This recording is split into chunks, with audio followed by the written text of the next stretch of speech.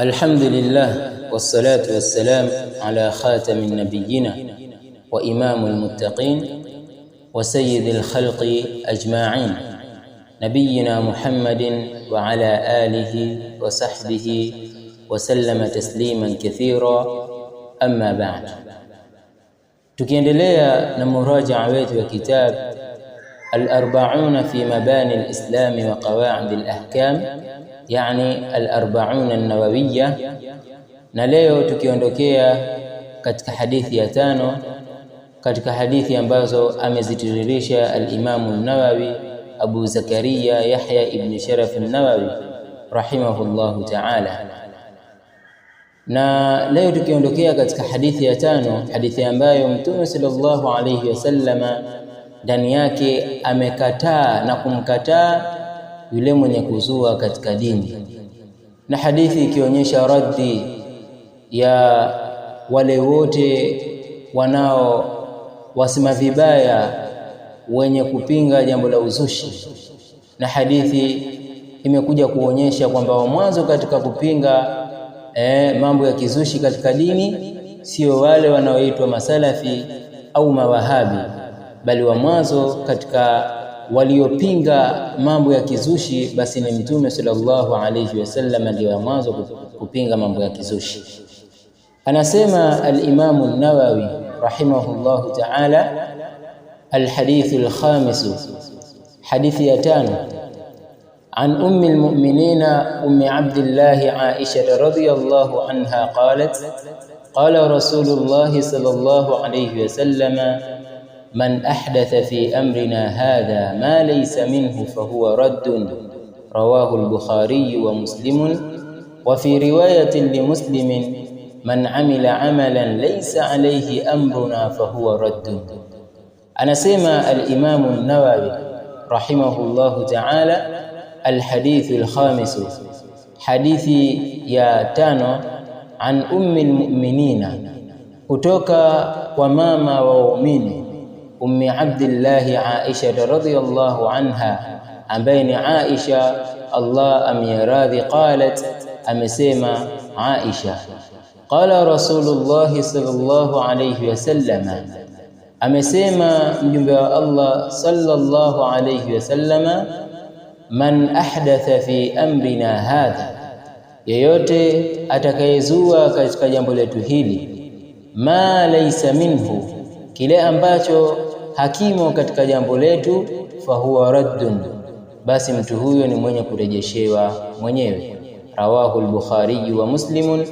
Wa fi riwayatin li Muslim, na katika riwaya ya al-Imam Muslim rahimahullahu ta'ala imekuja: man amila amalan, yeyote atakayetenda tendo lolote, laisa alayhi amruna, tendo ambalo halina ndani yake amri yetu, fahuwa raddun, basi mtu huyo ni mwenye kurejeshewa mwenyewe.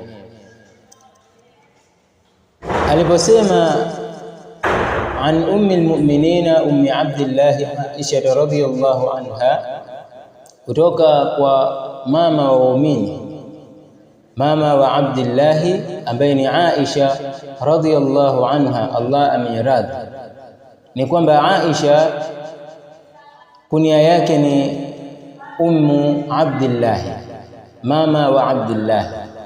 Na tunajua ya kwamba katika wake wa Mtume sallallahu alayhi wasallam, wake wale wote wa Mtume sallallahu alayhi wasallam, katika wake ambao hawakuzaa, basi Aisha ni katika mke wa Mtume sallallahu alayhi wasallam ambaye hakuzaa mtoto. Lakini Aisha ameitwa Abdillah kwa sababu ni kunya, ananasibishiwa na Abdillah ibn Zubair, ambaye Aisha ni khalatun li Abdillah. Aisha ni shangazi kwa huyo Abdillah, lianna al-khalata bimanzilati al-ummi, kwa sababu shangazi yuko katika manzila ya mama, na ndio maana Aisha akanasibishiwa moja kwa moja ni mama wa Abdullah ibn Zubair. Wa hiya as-sadiqatu, na huyo Aisha ni mkweli, bintu Siddiq, mtoto wa Siddiq, mtoto wa mkweli ambaye ni Abu Bakari ni Siddiq. ahabbu azwaji nabii sallallahu alayhi wasallam ilayhi, ndiye mke anayependeza zaidi katika wake wa mtume sallallahu alayhi wasallam, yeye ndiye ambaye apendeza zaidi kwa mtume sallallahu alayhi wasallam.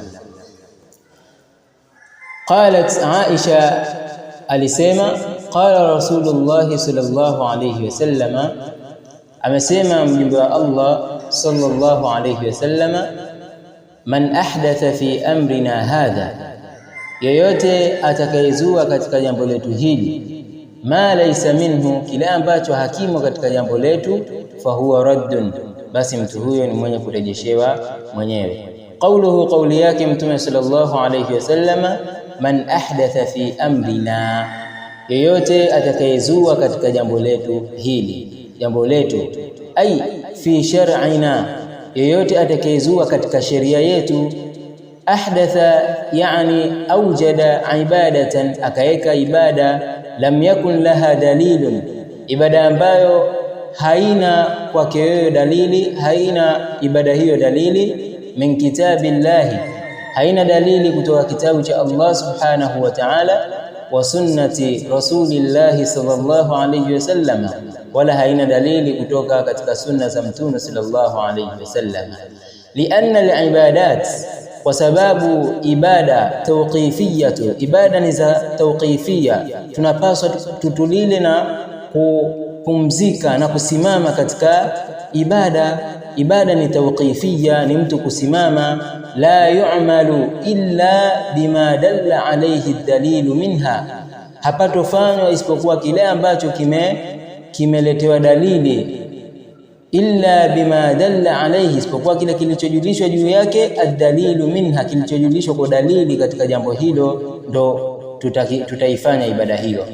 Amma man lam yadullu alayhi dalilun, ama kile ambacho hakijajulishwa, au ibada yoyote ambayo haijajulishwa ndani yake dalili na dalili yoyote, fa inna Allaha lam yusharri'hu, basi hakika Allah hajaiwekea sheria ibada hiyo.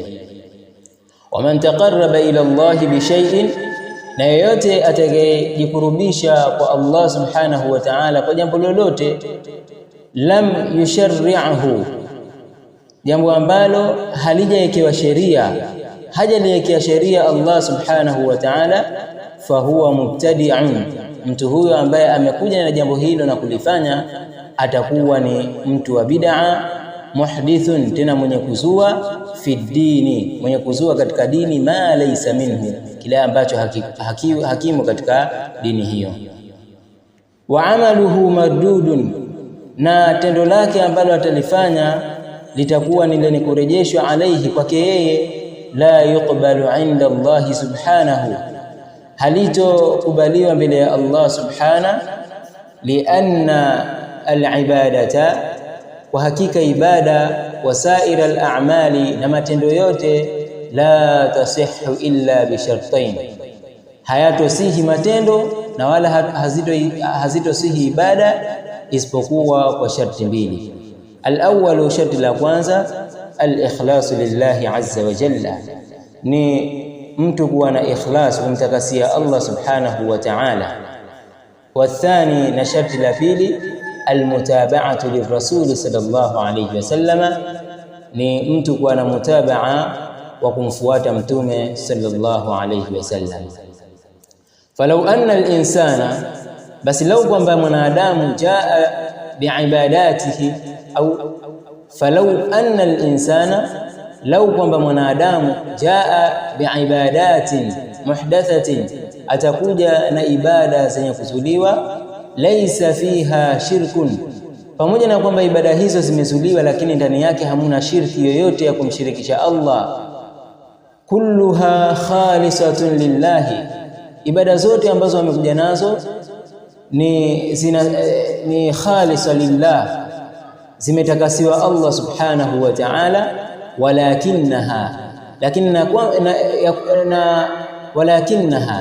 Lakini pamoja na kwamba hizo ibada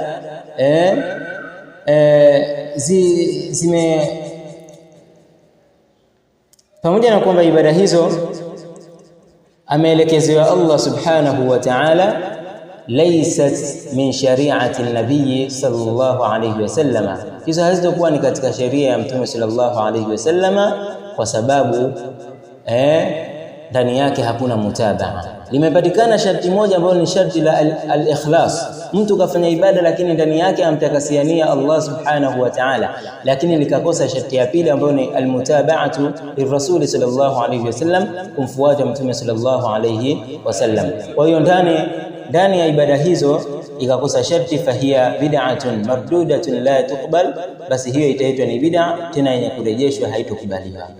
Fala yuqbalu al-amal, basi halitokubaliwa tendo lolote illa bihadhaini shartain, isipokuwa tendo hilo liwe katika masharti haya mawili.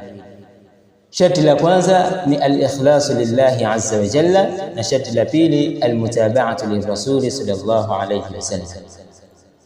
Na sharti la kwanza ambayo ni al-ikhlasu lillahi azza wa jalla, kumtakasia nia Allah azza wa jalla, imekuja katika hadithi ya kwanza katika kitabu hichi ambacho tunacho al-40 an-nawawiyya, ambayo inasema innamal a'malu binniyat wa innama likulli imri'in ma nawa. Hadha shartun lil-ikhlas. Hii ndio sharti, hii ndio hadithi ambayo imekuja kuonyesha sharti ya al-ikhlas. Lakini sharti ya al-mutabaa ndio hii hadithi ambayo tunaisoma hivi sasa, man ahdatha fi amrina hadha ma laysa minhu fa huwa radd. Kwa hiyo hii ni hadithi ambayo inaonyesha pia sharti la pili katika masharti ya kusihi ibada au matendo mema. Mtume sallallahu alayhi wasallam aliposema fahuwa mardudun, ay aliposema fahuwa raddun, ay mardudun, anakusudiwa ni yenye kurejeshwa, alaihi ni yenye kurejeshewa mwenyewe mtu ambaye kafanya hiyo ibada.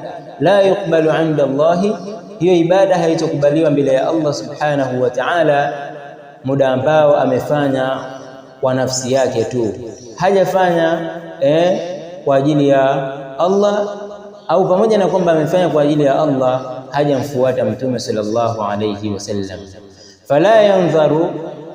Fala yanzuru ila salahi niyyati, hapaangaliwi kusihi kwa nia, wa husni alqasdi, na wala hapaangaliwi kusudio zuri, bal la budda min almutaba'ati hatta yuqbal al'amal, lakini hapana budi apatikane mutabaa kutoka kwa Mtume sallallahu alayhi wasallam mpaka itakabaliwe tendo.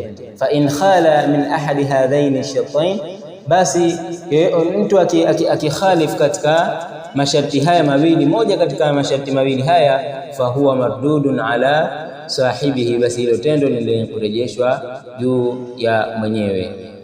Fa fi hadha dalilun ala butlani albid'i jami'iha, basi katika hii hadithi kuna dalili juu ya ubatili wa bid'a zote. Wa anna sahibaha athimun, na kwamba mwenye kufanya bid'a hiyo ni mwenye kufanya madhambi, ghairu maajurin, wala si mwenye kunini, si mwenye kulipwa, liannahu muhdathatun, kwa sababu yeye ni mzushi, fi dini, tena ni mzushi katika dini, fi dini llahi, ni mzushi katika dini ya Allah, ma laysa minhu, amezua kile ambacho hakimo katika dini ya Allah subhanahu wa ta'ala. Lakini pia wafihi, na katika hadithi hii dalilun, kuna dalili ala anna albid'a fi dini kullaha mardudatun, kuna dalili ya kwamba bid'a zote katika dini ni zenye kurejeshwa. Fafihi raddun, ndani ya hadithi hii kuna raddi ala man yaqulu, wa yule anayesema inna hunaka bid'atan hasanatan, kwamba kuna bid'a iliyokuwa mzuri. Wa rasulu sallallahu alayhi wasallam yaqulu fi alhadith alakhar, na Mtume sallallahu alayhi wasallam anasema katika hadithi nyingine, fa inna kulla muhdathatin bid'atun, na hakika kila bid'a ni uzushi, kila chenye kuzushwa ni kila chenye kuzushwa ni bid'a, wa kulla bid'atin dalalatun, na kila bid'a ni upotevu. Wa hadha yaqulu hunaka bid'atun hasanatun, na kuna ambao wanasema kwamba kuna bid'a iliyokuwa mzuri. Fahadha mukhalifun liqawli rasuli sallallahu alayhi wasallam, basi mtu atakayesema kwamba kuna bid'a mzuri, huyo ni mwenye kukhalifu kauli ya Mtume sallallahu alayhi wasallam. falaysa hunaka bid'atun hasanatun, basi elewa ya kwamba hakuna bid'a iliyokuwa mzuri. Wa innamal bid'u kulluha sayyi'atun, na hakika si vinginevyo bid'a zote ni mbaya. Wa mardudatun, tena bid'a zote ni zenye kurejeshwa binasi alhadithi, ni zenye kurejeshwa kupitia nasu ya hii hadithi tuliyoisoma. Lakini haulai yuhawiluna ijazata albid'i wa tahsinaha au wa tahsinaha. Kwa Mtume sallallahu alayhi wasallam katika hadithi hii ameonyesha kwamba tendo lolote mtu atakalolifanya ndani ya tendo hilo hamuna amri ya Mtume sallallahu alayhi wasallam au amri ya Allah subhanahu wa ta'ala, basi tendo hilo litahesabika kuwa ni bid'a na itakuwa ni mardudun ala sahibihi, ni lenye kurejeshwa kwa wenyewe. Kwa hiyo Mtume sallallahu alayhi wasallam sahibi anakanusha mambo yote ya kuzua katika dini ya Allah subhanahu wa ta'ala. Falaysa ihdathu albid'i dalilan ala mahabbati ar-rasul sallallahu alayhi wasallam, haikuwa kuzua bid'a ni dalili juu ya kumpenda Mtume sallallahu alayhi wasallam, bal dhalika dalilun ala bughdhihi, bali kuzua katika dini ndiyo dalili ya kumchukia Mtume sallallahu alayhi wasallam. Lianna, kwa hakika au kwa lianna man kana yuhibbu ar-rasul sallallahu alayhi wasallam, kwamba yeyote mwenye kumpenda Mtume sallallahu alayhi wasallam, fa innahu yattabi'uhu, basi hakuna budi mtu huyu atamfuata Mtume sallallahu alayhi wasallam. Wala yukhalifuhu, na wala hatumkhalifu Mtume sallallahu alayhi wasallam.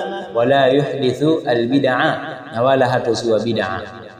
Kama alivyosema mshairi, lau kana hubbuka sadiqan la ata'tahu, lau kama mapenzi yako ni ya ukweli wengemtii yeye. Innal muhibba liman yuhibbu muti'u, kwa hakika mwenye kupenda kwa yule mwenye kumpenda basi ni mwenye kumtii. Kwa hiyo hadithi iliyokuja man amila amalan laysa alayhi amruna fahuwa raddun, hii ni hadithi, ni riwaya ya al-Imam Muslim rahimahullahu ta'ala. Wa ilahuna anil hamdulillahi rabbil alamin.